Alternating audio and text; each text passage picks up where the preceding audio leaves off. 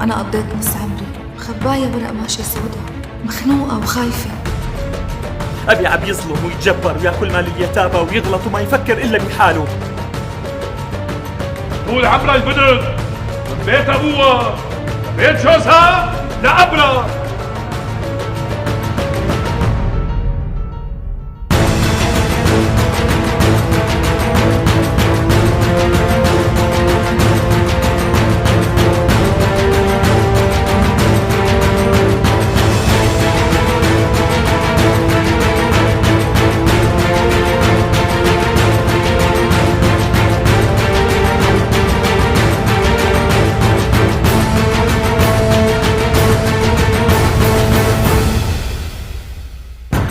إذا بتحب جناح الخلوة أو متعود عليه أنا مستعدة أروح معك لهونيك.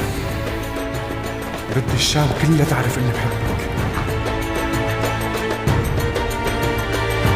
على سيرة الجواز غرت من بنتي. بدي إياهم يشوفوا الدنيا، يشوفوا العالم، يشوفوا الضوء.